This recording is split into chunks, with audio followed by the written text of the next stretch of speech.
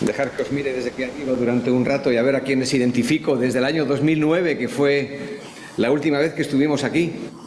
Luego volvimos en el 2017, pero fue al campamento de jóvenes ya directamente y no visitamos las asambleas como en el 2005 y en el 2009.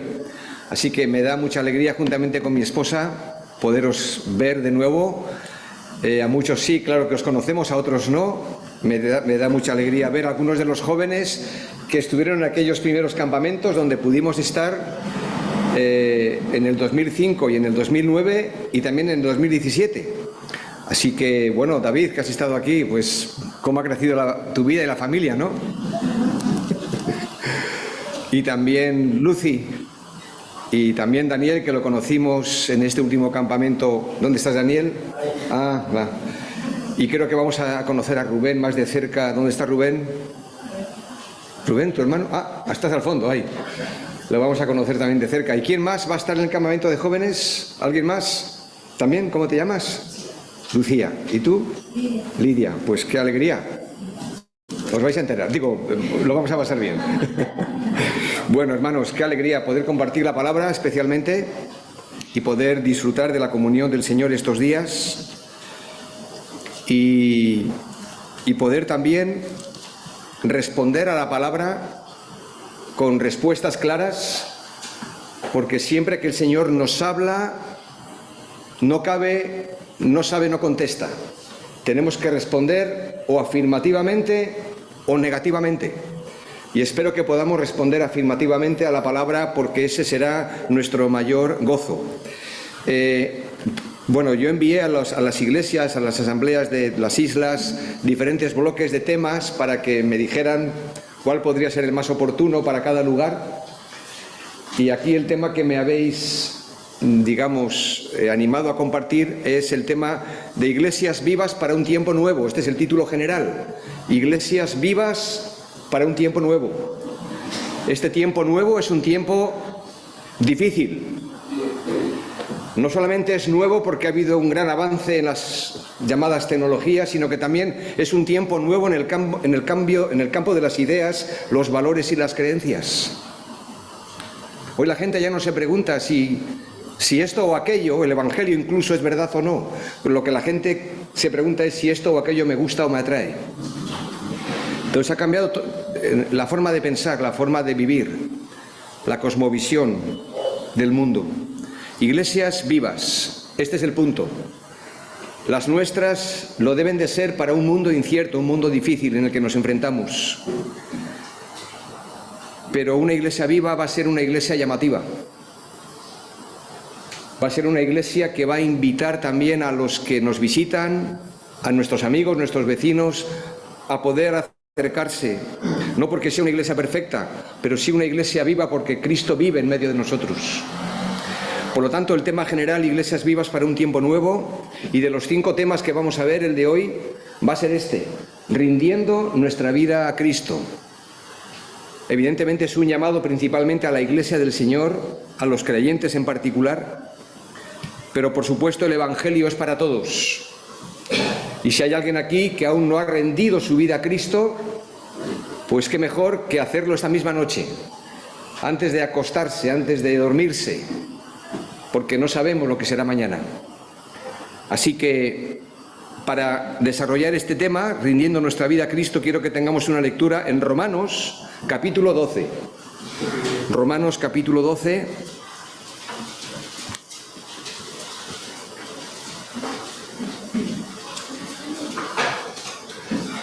Porque el tema de hoy lleva la fe de certificado de calidad. Yo creo que aquí en Canarias, igual que pasa en todas las demás regiones, están esos productos llamados de buena calidad, certificado de calidad. Los plátanos de Canarias, ¿no? Por ejemplo, o las papas, que son especiales, que son de buena calidad. Y como cristianos también somos llamados a vivir una vida de calidad, no una vida de mediocridad, no una vida perfecta, es verdad, pero sí una vida de calidad que supera la media general, la forma de vivir de los demás, en un tiempo de tanta dificultad, de tantos cambios y desafíos. por la pérdida de fe, por la pérdida de valores. Tenemos la oportunidad de dar testimonio distinto a nuestra sociedad del que están recibiendo de instituciones, de partidos políticos, de opiniones personales. Y tenemos el certificado de calidad del Evangelio de nuestro Señor Jesucristo. Romanos capítulo 12, verso 1. Así que, hermanos, os ruego por las misericordias de Dios que presentéis vuestros cuerpos en sacrificio vivo, santo, agradable a Dios, que es vuestro culto racional. No os conforméis a este siglo, sino transformaos por medio de la renovación de vuestro entendimiento, para que comprobéis cuál sea la buena voluntad de Dios, agradable y perfecta. Digo pues, por la gracia que me es dada, a cada cual que está entre vosotros, que no tenga más alto concepto de sí que el que debe tener, sino que piense de sí con cordura, conforme a la medida de fe que Dios repartió a cada uno. Porque de la manera que en un cuerpo tenemos muchos miembros, pero no todos los miembros tienen la misma función, así nosotros, siendo muchos, somos un cuerpo en Cristo, y todos miembros los unos de los otros. De manera que teniendo diferentes dones, según la gracia que nos es dada, si el de profecía, úsese conforme a la medida de la fe, o si de servicio, en servir, o el que enseña en la enseñanza, el que exhorta en la exhortación, el que reparte con liberalidad, el que preside con solicitud, el que hace misericordia con alegría. Pues, Señor, tu palabra es verdad, santifícanos en tu verdad y bendícela en nuestras mentes y corazones. Amén. Rindiendo nuestra vida a Cristo. Una iglesia viva para un tiempo nuevo. Y vamos a considerar en primer lugar que lo que necesitamos es una entrega incondicional. El corazón, lo más íntimo de nuestro ser, una lealtad al Señor. El corazón, una entrega incondicional. Dice el versículo 1, así que, hermanos, os ruego por las misericordias de Dios que presentéis, que rindáis vuestros cuerpos en sacrificio vivo, santo, agradable a Dios, que es vuestro culto racional. La versión popular dice, hermanos míos, os ruego por las misericordias de Dios que os presentéis a vosotros mismos como ofrenda viva, consagrada y agradable a Dios. Así comienza este capítulo excepcional de la carta a los Romanos como conclusión a todo ese cuerpo de doctrina y de verdades que el apóstol ha estado presentando de manera magistral. Además, me consta que con la visita del hermano Antonio de Huesca habéis estudiado parte de la carta a los Romanos. Tranquilos. Hoy será el tema de Romanos, pero ya mañana pasamos a otro texto de la palabra. Así que espero que nadie piense, bueno, ¿otra vez Romanos? Bueno, el Espíritu también nos guía en esta ocasión a considerar por lo menos parte de este capítulo. Os ruego por las misericordias de Dios que os presentéis a vosotros mismos, que os rindáis delante del Señor. Los que ya en Cristo lo hemos hecho en algún momento de nuestra vida. Por lo tanto, es el compromiso firme de rendir nuestras vidas al Señor, sin demora, sin excusas, sin fisuras. Hoy y aquí mismo, ahora, ¿por qué íbamos a tomarnos en serio, tan en serio la vida cristiana, hermanos? ¿Para qué tomarse tan en serio la vida cristiana? Nos podrían decir algunos. Bueno, el texto lo dice, por las misericordias de Dios que hemos recibido. Por las misericordias de Dios que hemos recibido. ¿Y qué misericordias son estas? Os ruego por las misericordias de Dios que os presentéis, que os rindáis, que os entreguéis al Señor. ¿Qué misericordias son estas? Pues las muchísimas de ellas que encontramos a lo largo de toda la carta a los Romanos, comenzando en el capítulo 1. Las muchas de ellas que encontramos, el Evangelio, que es el gran tema de la carta a los Romanos, es el anuncio de la misericordia de Dios, de su gracia soberana para pecadores, hombres y mujeres. Es decir, Dios ha sido misericordioso porque nos ha perdonado en Cristo. Y hemos sido adoptados como hijos suyos. Entrégate al Señor, ríndete a Él, porque ahora somos hijos. Dios nos ha mostrado su misericordia porque nos ha reconciliado con Él por medio de la muerte de su Hijo. La misericordia de Dios ha hecho posible que ninguna condenación haya para los que estamos en Cristo Jesús. Y a cada afirmación de esta misericordia tenemos que decir amén. La misericordia de Dios nos permite decir que tenemos esperanza y seguridad de vida eterna. Sigue enseñando la carta a los romanos que la misericordia de Dios hace posible que nada ni nadie nos pueda separar del amor de Dios que es en Cristo Jesús, Señor nuestro. Amén. Con razón dice el apóstol entonces que rindamos nuestros cuerpos en sacrificio vivo, santo, agradable a Dios. Esto nos habla de una entrega total, no parcial, de todo nuestro ser, espíritu, alma y cuerpo. Y debemos poner nuestra vida a disposición del Señor con la misma determinación que un israelita se presentaba delante del templo para ofrecer su sacrificio, de entregar lo mejor y entregarlo todo para el Señor. Dice el texto que debe ser un sacrificio, versículo 1, vivo, es decir, viviente. Un sacrificio viviente, vivo, santo, dedicado a Dios. Agradable, pues ningún acto de servicio y de adoración es agradable al Señor si solamente es interior, abstracto y místico. Vemos aquí que dice, presentad vuestros cuerpos. Evidentemente, esta afirmación lo incluye todo. Vuestros cuerpos, vuestras almas, vuestro espíritu. El cuerpo se refiere a la totalidad de la persona.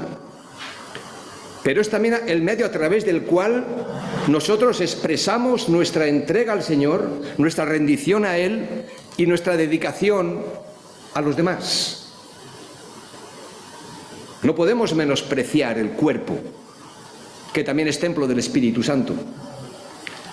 Pablo lo deja bien claro en cuanto a la importancia que tiene el cuerpo y los miembros del cuerpo, en el texto que se nos ha leído al principio en Romanos 3, cuando habla de cómo la maldad humana se expresa por medio del cuerpo. Esto lo vemos y lo sabemos porque lo tenemos delante de nosotros cada día.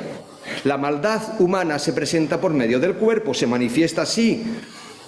Lenguas que hablan mentira, labios que esparcen veneno, bocas llenas de maldición y amargura, pies que son veloces para derramar sangre y ojos que apartan su mirada de Dios. Lo he leído en otra versión de Romanos 3 que no leyó David.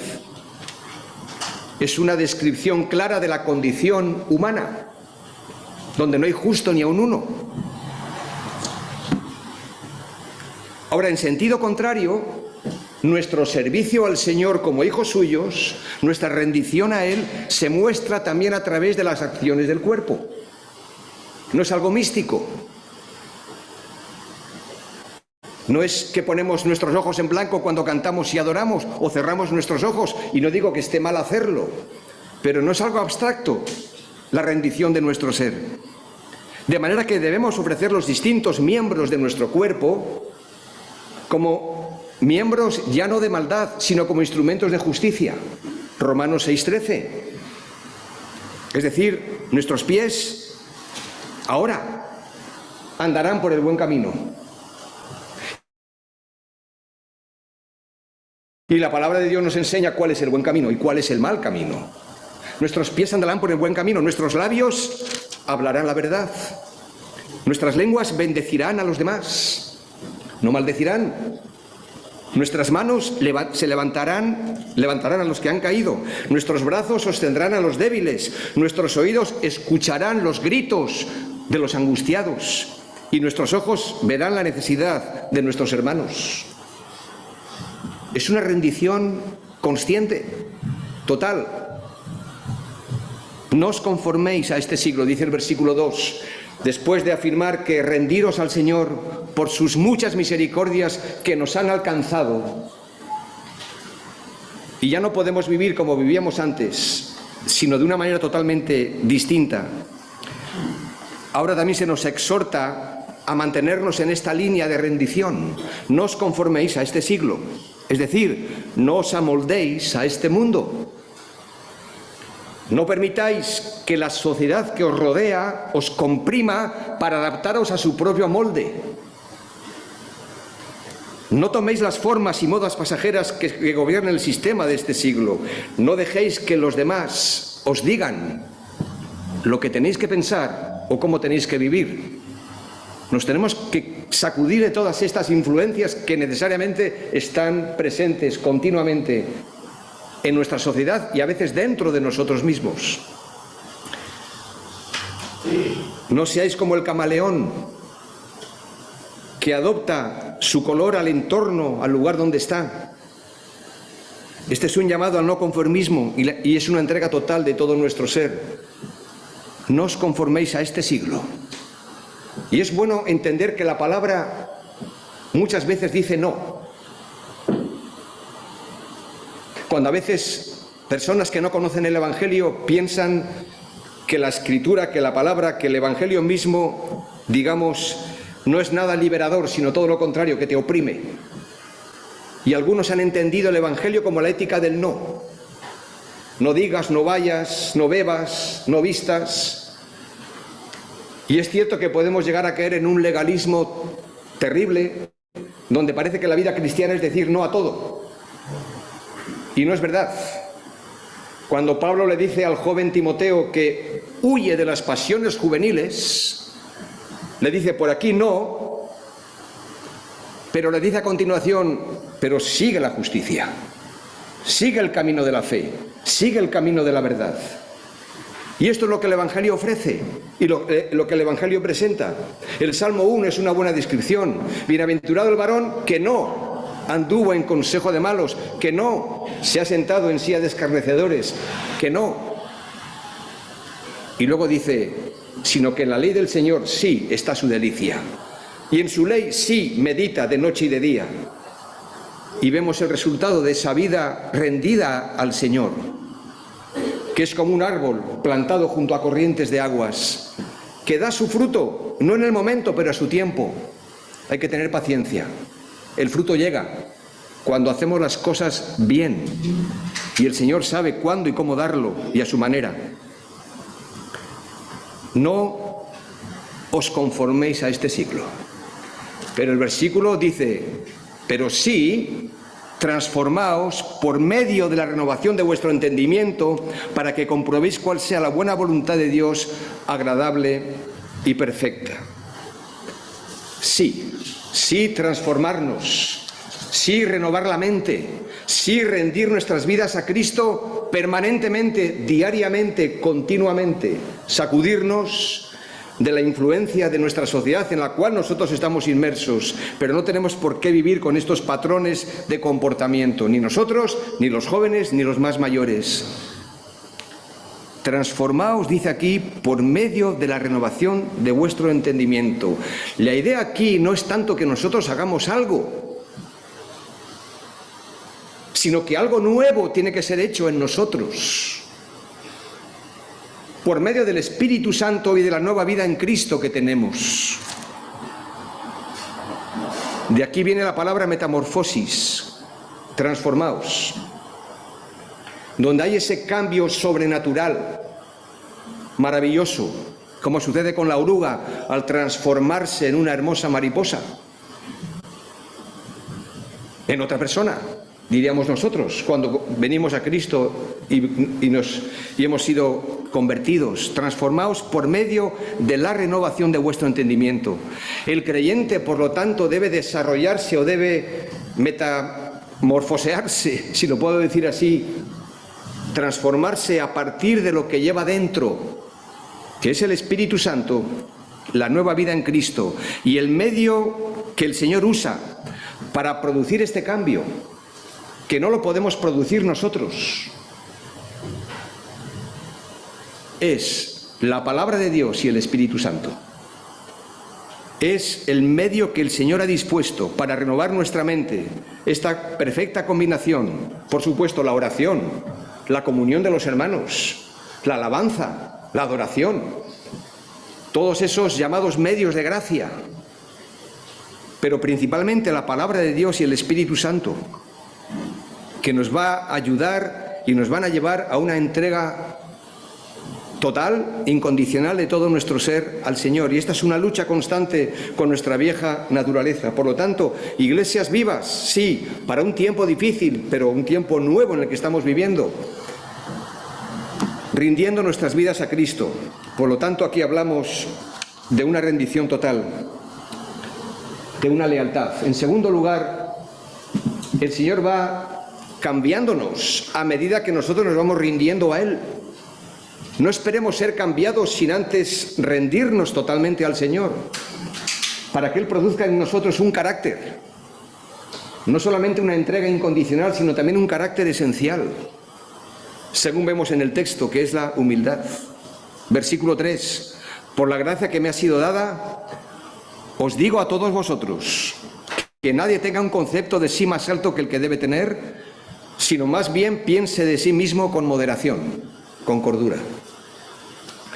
El apóstol está escribiendo a los cristianos en Roma. Y está escribiendo a los cristianos en Vegeta, en San Juan, en La Paterna. ¿Alguna otra iglesia aquí representada? Las Huesas. Las Huesas. No, creo que no hemos estado en Las Huesas. ¿Quiénes sois de Las Huesas? Pues bienvenidos también. O sea, el Señor nos está hablando a nosotros. Y parece ser que los cristianos en Roma tenían un problema parecido, quizás no tan llamativo, a los cristianos en Corinto. Pues algunos de ellos, aquí en Roma, eran también carnales, con algunas actitudes acerca de los dones espirituales que los usaban haciéndoles sentirse inferior a otros. Por eso el apóstol aquí dice que nadie tenga un concepto más alto de sí que el que debe tener. Esto nos habla de un carácter, de entender bien lo que Cristo ha hecho en nosotros.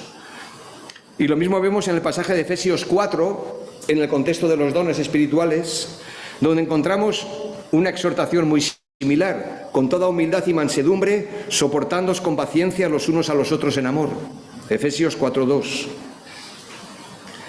La pregunta que nos hacemos es por qué Pablo subraya la humildad en este contexto de la vida de la Iglesia, en este contexto de los llamados dones espirituales. Quizás porque ningún miembro del cuerpo de Cristo es más importante que los demás. Pues sí, ningún miembro del cuerpo de Cristo, no importa los dones que tenga o deje de tener, es menos importante que los demás. Todos somos importantes, todos somos necesarios. Que nadie tenga más alto concepto de sí que el que debe tener. Y Filipenses 2:3, nada hagáis por contienda, por vanagloria, antes bien con humildad, estimando a los demás como superiores a él mismo. Filipenses 2:3. Por lo tanto, este es un asunto que se reparte en todas las iglesias del Nuevo Testamento y también en cada asamblea de las nuestras. Y cuando nos rendimos a Cristo,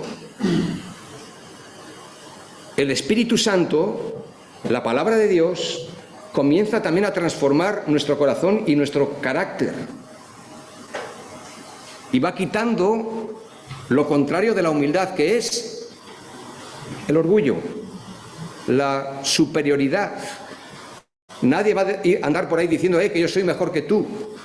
Pero a veces hay actitudes y maneras de hablar que pueden indicar todo eso, porque el orgullo, ¿sabéis, hermanos?, es como el mal aliento. Todos los demás lo notan, menos uno, el que lo lleva.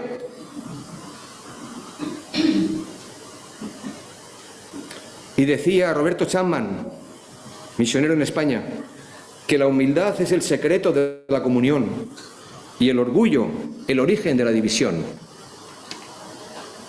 Ningún cristiano tiene derechos exclusivos a la gracia de Dios. Todos somos importantes. Todos somos necesarios y una iglesia viva se ve en este rasgo del carácter de cada uno de los miembros. Porque por naturaleza no somos humildes, somos orgullosos. Todos. Porque esa es nuestra naturaleza caída, nuestra tendencia. Y dentro de la Iglesia del Señor esto no debe ser así. Por eso es que en la medida en que nos presentamos delante del Señor por sus muchas misericordias que hemos recibido y entregamos todo nuestro ser, espíritu, alma y cuerpo, el Señor comienza y sigue trabajando en nosotros, en nuestro carácter, y sigue quebrantando nuestro orgullo. Y si no lo hace de una manera, lo hará de otra. Podemos hacer un recorrido breve por la historia de nuestras vidas. Y a veces el Señor ha tenido que tratar conmigo, ha tenido que tratar contigo para quitar precisamente lo que a Él no le agrada, no le gusta. Es cierto que uno puede reaccionar mal a la disciplina divina. Aprovecho para decir que la disciplina no es castigo, puede llegar a serlo naturalmente, pero la disciplina es corrección, instrucción, consejo, advertencia, trato de Dios, que puede terminar en castigo, por supuesto. Y no siempre uno reacciona bien a la buena disciplina del Señor. Y lo mejor que podemos hacer es reaccionar con una actitud de dejarnos corregir. No os tengo que recordar, o lo recuerdo mejor dicho, que Pablo el apóstol, para que las visiones que Dios le dio no se le subieran los humos, el Señor le dio un aguijón en su carne. Y a veces nosotros tenemos nuestros particulares aguijones, no de ese tamaño tal vez, aunque no sabemos de qué aguijón se trataba en el caso de Pablo. Pero el Señor nos está queriendo enseñar siempre que tenemos que convivir en un espíritu de humildad entre nosotros. Porque esto nos va a llevar ahora a lo que es un caballo de batalla, no solamente para una sociedad fragmentada, rota por todos lados, y a veces tristemente en algunas iglesias también, y es la unidad, porque este carácter que el Señor quiere producir en mí, en ti, en cada uno de nosotros, nos va a llevar después a poder mostrar una vida no perfecta, pero sí ejemplar, de una iglesia viva, para un mundo tan necesitado del Evangelio, y es la unidad. Versículos 4 y 5. Porque de la manera que en un cuerpo tenemos muchos miembros, pero no todos los miembros tienen la misma función, así nosotros, siendo muchos, somos un cuerpo en Cristo y todos miembros los unos de los otros. Aquí vemos una perfecta armonía, una perfecta unidad. Ahora, sabéis que tenemos en el Nuevo Testamento 3 grandes pasajes en el contexto precisamente de los dones, donde se refuerza el tema de la unidad. Uno de ellos es Romanos 12, en el tema que nos ocupa hoy. Otro texto es 1 Corintios 12, otro texto es Efesios capítulo 4, y luego tenemos ahí un versículo en 1 Pedro capítulo 4, versículo 10, sobre usar bien el don que hemos recibido. Por lo tanto, siendo muchos, somos un cuerpo en Cristo y todos miembros los unos de los otros. Romanos 12:5. Y me parece que muchos de nosotros, incluyéndome a mí mismo, hemos dejado de ver el énfasis principal de estos pasajes. Lo que Pablo está diciendo es que ningún cristiano puede funcionar de modo efectivo por sí solo sin contar con los demás. Esto nos lo tenemos que meter en la cabeza. Ningún cristiano, nadie, ninguno de nosotros puede funcionar solo por sí mismo sin contar con los demás, sin contar con el cuerpo de Cristo que es la Iglesia. Por muy maravillosos que sean los dones que Dios te haya dado, o por muy grandes las capacidades que creas que tengas. ¿Por qué si no comienza la carta a los Corintios de esta manera? Capítulo 1 de 1 Corintios 1:10 dice: os ruego pues, hermanos, por el nombre de nuestro Señor Jesucristo, que os pongáis de acuerdo y no estéis divididos. Vivid en armonía, pensando y sintiendo de la misma manera. en otra versión. Y esta es la misma razón por la que Pablo escribió a los Efesios. Notad que se repite prácticamente en cada una de las cartas del apóstol. Escribiendo a los Efesios, capítulo 4, verso 3, al describir las funciones del cuerpo, solícitos en guardar la unidad del espíritu en el vínculo de la paz. Vemos pues cómo Pablo hace referencia a los dones espirituales, sin los cuales, es cierto, no se puede edificar la iglesia. Por eso Dios ha dado dones a la iglesia para que ésta sea edificada, pero siempre dentro del marco de la humildad y de la unidad entre nosotros, para que los dones sean efectivos a todos los niveles.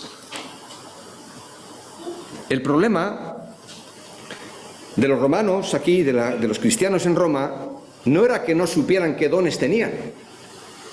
Sabían muy bien los dones que habían recibido. El problema con ellos también es que no hacían un buen uso de ellos. No todo el mundo tenía una manera de pensar moderada, sino desmedida, pensando que quizás sus dones o él mismo, su personalidad, era superior a las demás. El problema estaba en que no hacía un buen uso de sus dones, movidos seguramente por la envidia o el afán de protagonismo.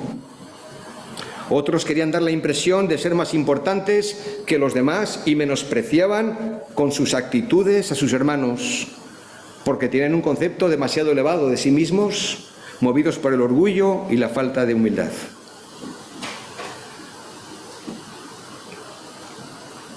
Cuando uno vive la vida del cuerpo, la vida de la iglesia, se da cuenta de la riqueza que Dios nos ha dado en dones espirituales, en talentos naturales, en diversidad de experiencias que cada uno trae de su vida personal, de su vida familiar. No hay ningún grupo humano como la Iglesia de Jesucristo, y que por su gracia se sostenga en medio de una sociedad rebelde, y a veces la Iglesia también tiene esta misma actitud, tristemente, de rebeldía. Los dones son un regalo de la gracia de Dios, y tenemos que bendecir al Señor por ellos y por cada hermano y cada hermana que sirve en la congregación para la edificación. Pero tenemos que recordar una vez más que no nos han sido dados por mérito personal, sino por pura gracia de Dios, igual que la misma salvación. Esa salvación trae aparejada un montón de bendiciones, de sus muchas misericordias, entre ellos los dones, y el Espíritu Santo los ha repartido como Él ha querido. Como dice 1 Corintios 12, 11. Pero todas estas cosas las hace uno y el mismo Espíritu, repartiendo a cada uno en particular como Él quiere. Es cierto que tenemos una dificultad ahora con las nuevas leyes establecidas por los gobiernos, incluso para predicar el Evangelio en la calle. Nosotros ahora, cuando tenemos que hacer una actividad evangelística, ahora tenemos que pedir permiso. Tenemos que decir dónde lo queremos hacer y a ver si nos lo conceden en esa plaza y no en otra. Tenemos que escribir en un formulario el espacio que vamos a ocupar, el número de personas que vamos a salir, y nos comprometemos a dejar limpio el lugar cuando acabe la actividad. Con eso no hay problema. Pero cada vez nos vemos más obligados a seguir un protocolo. Y por supuesto, dentro de nuestras congregaciones, pues tenemos esa otra libertad que quizás no tenemos fuera, no estamos tan restringidos.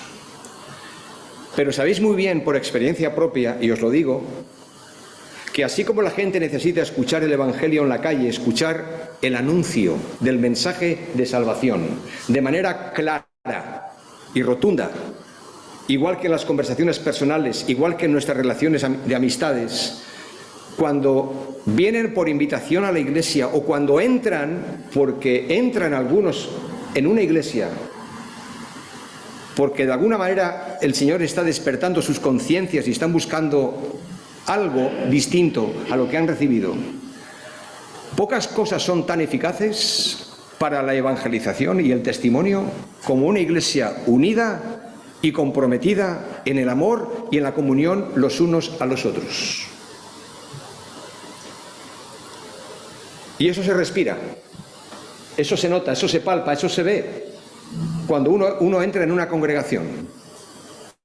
Y a nada que visite varias veces, puede percibir el aroma, el espíritu de unión o de desunión dentro de la iglesia.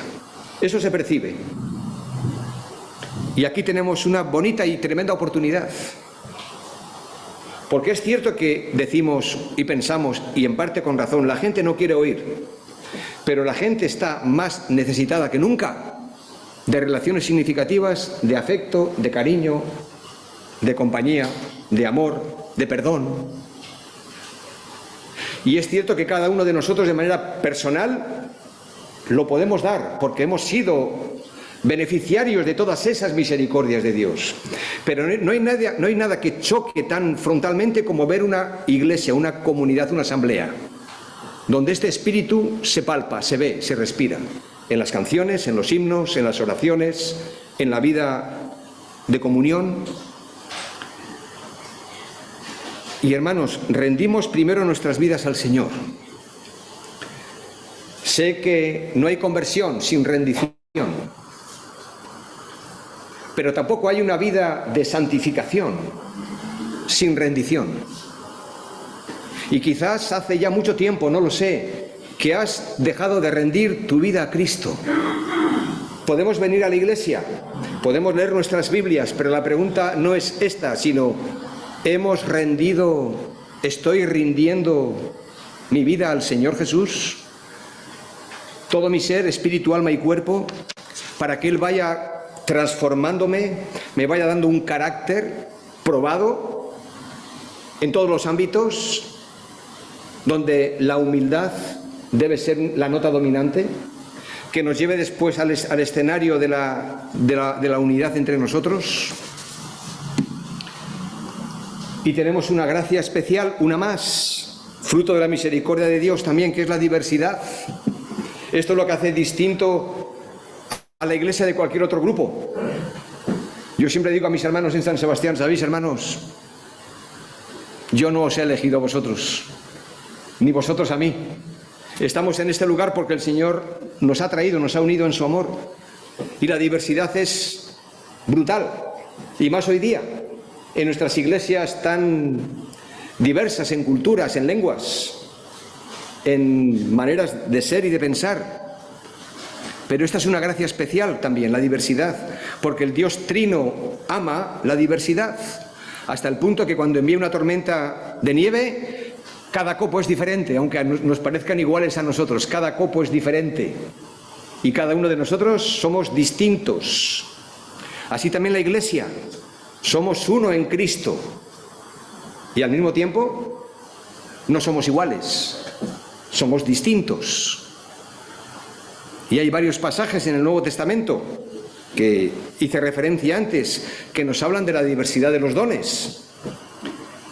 Y Pablo establece primero, siempre en cada uno de estos pasajes, la unidad. Primero nos habla de la unidad para entender la diversidad. Es decir, esta diversidad viene marcada por la unicidad en su origen. O sea, distintos dones, sí, pero un mismo espíritu. Diferentes miembros, sí, pero un solo cuerpo. Diversas obras de servicio, sí, pero un mismo Señor. Efesios 4. Y múltiples operaciones, claro que sí, pero un solo Dios. Y la lista de dones que encontramos aquí en los versículos 6 al 8 no pretende ser definitiva, completa, sino más bien orientativa. Estos 7 dones que aquí se mencionan tienen que ver con 7 funciones distintas en el ministerio de la Iglesia. Profetizar, es decir, proclamar la palabra de Dios. Servir, enseñar, exhortar, compartir, presidir, hacer misericordia. Y repito, el don, aun siendo importante, no es lo primero, no es lo principal. Lo primero y lo principal es la humildad y la unidad, donde los dones encuentran su espacio de libertad para edificar. El don es importante, pero primero es el corazón, la rendición, la entrega, el reconocer delante del Señor que es por tu misericordia. Y de lo que he recibido de ti, tuyo es y lo devuelvo. Nada es nuestro. El don es esencial para la edificación de la Iglesia, pero primero es la motivación y la disposición de servir al Señor y a los demás en amor. Termino. A modo de resumen, nadie puede funcionar de manera efectiva actuando solo por sí mismo. ¿Estás de acuerdo con esta afirmación? Pues entonces yo tengo que decirte a ti, querido hermano y querida hermana, te necesito.